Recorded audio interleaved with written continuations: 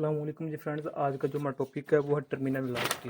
ये मैकेनिक्स से हमने सीरीज स्टार्ट की हुई है। इस सीरीज़ में आज का हमारा लेक्चर है वो लेक्चर नंबर 5 है। ओके, लेक्चर नंबर 5 का ए पार्ट है टर्मिनल वेलोसिटी। तो आइए स्टार्ट करते हैं। बिस्मिल्लाहिर्रहमानिर्रहीम सल्लल्लाहु अला मुहम्मद सल्लल्लाहु अलैहि वसल्लम। सबसे पहले देखते हैं कि टर्मिनल की वेलोसिटी होती क्या है और इसकी जो डेफिनेशन है वो क्या है। ये देखें, terminal velocity. Terminal velocity is the velocity when the magnitude of drag force becomes equal to the weight. Then net force acting on a droplet is zero and droplet comes down with constant uniform velocity. ये हमारे पास formula है। अब इसको हम यहाँ के समझते हैं। तो सबसे पहले देखें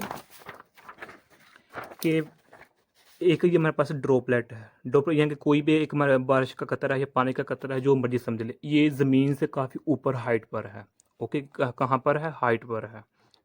ओके, तो ये नीचे इसको हमने यानी कि ड्रॉप कर दिया है, गिरा दिया, अपने हाथ से फॉल कर दिया है। सपोज करते हैं मेरे पास कोई एक बारिश का कतरा है या पानी का कतरा है या कोई और चीज़, आप इसे समझ सकते हैं।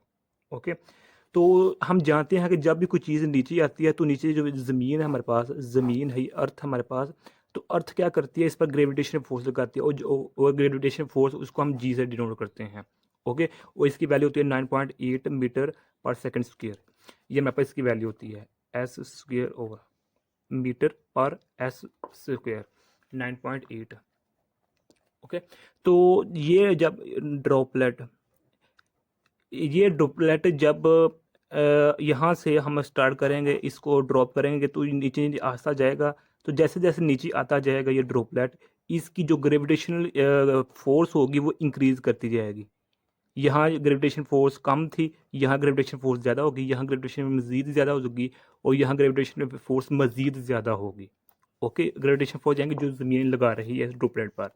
तो हम जानते हैं जब भी कोई जो ऊपर से नीचे आती है तो ग्रेविटेशन फोर्स तो अमल कर रही होती है, लेकिन वहाँ एक ड्रैग फोर्स भी होती है। और जो ड्रैग फोर्स होती है वो ड्रैग फोर्स जो ड्रैग फोर्स होती है वो ड्रैग फोर्स ग्रेविटी को ऑपोजिट होती है। किसके? ग्रेविटी के ऑपोजिट होती है। बिल्कुल एक दूसरे के बराबर भी नहीं होते बल्कि ऑपोजिट होती हैं। यानी कि इसकी डायरेक्शन अगर अपवर्ड है इसकी और इसकी डाउनवर्ड है, यानी कि ग्रेविटी की जो फोर्स होती है वो हमेशा डाउनवर्ड होती है ज़मीन की, और जो ड्रैग फोर्स होती है उसकी अपवर्ड होती है। इसका मतलब ये है कि जब ये हमारे पास ड्रॉपलेट नीचे आएगा, जैसे जैसे जी की वैल्यू इंक्रीज होती जाएगी नीचे, वैसे वैसे ही ये ड्रैग फोर्स की वैल्यू भी इंक्रीज करती जाएगी। ओके, यानी कि ये ए पॉइंट है, ये बी पॉइंट है, सपोज करिए ये सी पॉइंट है। इस ए पॉइंट पर जो ग्रेविटी की जो वैल्यू है वो कम है, तो ड्रैग फोर्स की भी वैल्यू कम है। इस पॉइंट पर ग्रेविटी की वैल्यू भी इंक्रीज हो चुकी है, तो ड्रैग फोर्स की भी वैल्यू इंक्रीज हो चुकी है। क्यों? क्योंकि जब भी कोई ड्रॉपर नीचे आता है तो ग्रेविटी की वैल्यू इंक्रीज होती है। और वैसे ही जैसे जैसे ग्रेविटी की वैल्यू इंक्रीज करती है वैसे वैसे जो ड्रैग फोर्स होती है वो भी इंक्रीज करती जाती है। तो एक ऐसा पॉइंट आ जाता है, एक ऐसा स्टेज आती है जहाँ दोनों की ग्रेविटी की भी वैल्यू और ड्रैग फोर्स की भी वैल्यू एक दूसरे की इक्वल हो जाती है। ओके, जहाँ वो पॉइंट जहाँ ऐसी स्टेज जहाँ ग्रेविटी की वैल्यू ड्रैग फोर्स की इक्वल हो जाती है उसको हम टर्मिनल वेलोसिटी कहते हैं। उस पॉइंट पर जो हमारी वेलोसिटी होती है उसको हम टर्मिनल वेलोसिटी कहते हैं। अब दोबारा अगेन देखें, terminal velocity is the velocity when the magnitude of drag force यानी कि ये ड्रॉपलेट नीचे आ रहा है और जो नीचे से अबव लग रही है, ग्रेविटी तो की फोर्स तो नीचे लग रही है, यानी कि जो ड्रैग फोर्स की फोर्स अबव लग रही है, ऊपर लग रही है, ग्रेविटी के ऑपोजिट लग रही है, वो इक्वल हो जाए किसके? वेट के। यानी when the magnitude of drag force, कि जब भी ड्रैग फोर्स की जो इक्वल हो जाए किसके? मैग्नीट्यूड, किसके? वेट के। वेट किसका? इस ड्रॉपलेट का वेट का इक्वल हो जाए, then the net force acting और ड्रॉप, तो उस केस में जो हमारे पास ड्रॉपर पर फोर्स लगती है वो जीरो होती है, जिसको हम नेट फोर्स कहते हैं। नेट फोर्स क्या जाती है? जीरो हो जाती है। And drop becomes down the constant uniform velocity. और जो इसको हम दोबारा देखते हैं, ये मेरे पास ड्रॉपलेट है, ये मेरे पास अर्थ है। सपोज करें यहाँ ये पॉइंट है, ये स्टेज है, इस स्टेज को हम एम का नाम दें। इस स्टेज पर जो ड्रैग फोर्स है, जो मेरे पास एफ डी ड्रैग फोर्स है, इक्वल हो जाती है इस ड्रॉपलेट के वेट के इक्वल हो जाती है। तो उस केस में जो हमारे पास होती है एफ डी की वैल्यू वो ग्रेविटी की इक्वल भी हो जाती है। ओके, वेट का मतलब यह है कि ग्रेविटी की इक्वल हो जाती है। तो उस इस स्टेज को हम, इस स्टेज पर जो वेलोसिटी होगी उसका हम कहेंगे टर्मिनल वेलोसिटी। अब जो यहाँ से लेकर यहाँ डिस्टेंस है, अब ड्रॉपलेट यहाँ से यहाँ तक जो सेम इक्वल वेलोसिटी से आएगा, यानी कि down comes down with constant uniform velocity. Okay हो गया। हमारा फार्मूला लिखा हुआ है कि नेट फोर्स किसकी इक्वल होती है, वेट नेगेटिव ड्रैग फोर्स। जब ये इसकी इक्वल हो जाती है तो नेट फोर्स हमारे पास क्या होती है, जीरो जाती है। अब यहाँ से नेक्स्ट ना देखें, ऊपर से देखें। अब इस नेक्स्ट में अब इसमें जाता हूँ, इधर ये देखें कि इधर हम जो न्यूटन का सेकंड लॉ वो अप्लाई करते हैं, यानी कि जो हमारे पास according to Newton second law वो एफ इक्वल टू एम होते हैं। तो ये हमारे पास नेट फोर्स है।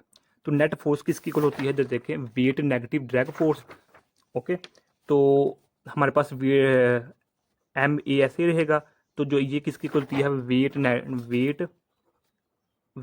Negative drag force. तो वेट किसकी इक्वल होती है, एम जी के।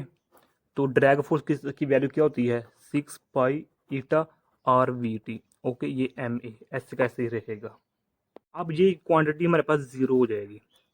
किस तरह होएगी, किस तरह होगी, वो इस तरह होगी कि हम जानते हैं जो नेट फोर्स है वो ज़ीरो हो चुकी है। नेट फोर्स हमारे पास ज़ीरो हो चुकी है, तो इसलिए यानी कि हमारे पास जो नेट फोर्स है वो क्या है, ज़ीरो हो चुकी है। तो इसलिए हम कहते हैं जो नेट फोर्स है वो ज़ीरो है। तो एम तो कभी भी ज़ीरो नहीं होगा, तो जो एक्सेलरेशन है वो ज़ीरो हो जाएगा। ओके, तो इसलिए हम इधर एम ए की जगह ज़ीरो लिख लेते हैं। तो अब क्या होगा कि ये एम जी इधर ही रहेगा, ये 6 pi eta are we T यहाँ जाए। तो हमने टर्मिनल वेलोसिटी निकाल ली है, टर्मिनल वेलोसिटी हमारे पास ये है, वी टी इधर ही रहेगा।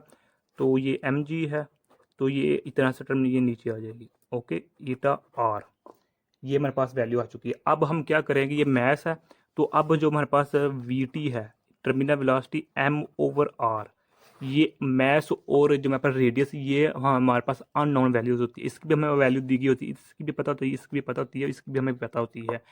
यहाँ की इसकी 9.8 होती है, 6 तो इसकी 3.14 होती है, इसकी भी वैल्यू दी गई होती है, लेकिन अभी फ़िलहाल मुझे याद नहीं।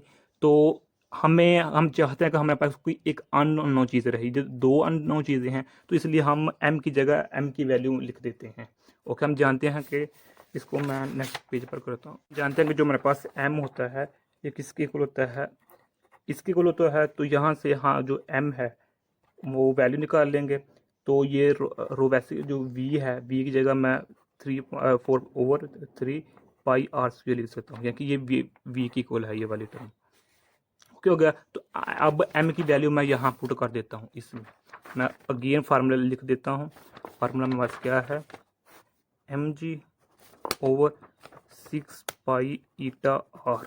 तो मैं इधर वैल्यू पुट कर देता हूँ, ये 6 पाई ईटा आर वही है वैसे। तो एम की वैल्यू मैं इधर पुट कर देता हूँ 4, तो आर 3 ये जी है। ओके, तो यह क्या होगा कि ये ऊपर ही रहेगा, 4 भी ऊपर रहेगा, ये भी ऊपर रहेगा, ये भी ऊपर रहेगा और ये भी ऊपर रहेगा। जो ये 3 होगा ये नीचे आ जाएगा। ओके, तो क्या होगा, अब कैंसिल, ये क्या कैंसिल हो जाएगा। अच्छा, ये भी हमारे पास इधर, ये इससे कैंसिल हो जाएगा, आर इससे यहाँ 2 रह जाएगा। तो हमारे पास ये इस तरह हो जाएगा कि रो 4 ये 2 जी और 18 ये हमारे पास नीचे रह जाएगा। हमारे पास ये R2 भी है। ओके, सॉरी ये मैंने, ये कैसे है, ये तो नहीं लगता हमारे पास। ये देखें, ये मैं अगेन लिखता हूँ कि हमारे पास रो है, ये मेरे पास 4 है और ये मेरे पास R2 है और ये G है। तो नीचे 18 हो जाएगा, ये इस तरह हो जाएगा। ओके, तो अब इसको मैं मज़ीद ये 2 से कट जाएगा, तो हमारे पास बच जाएगा 2 पाई आर स्क्वायर जी ओवर ये मेरे पास वैल्यू आ चुकी है। तो हम मैं जो टर्मिनल वेलोसिटी है ये 2 रो आर स्क्वायर जी ओवर 9 ईटा की इक्वल है, हमारे पास ये वैल्यू आ चुकी है।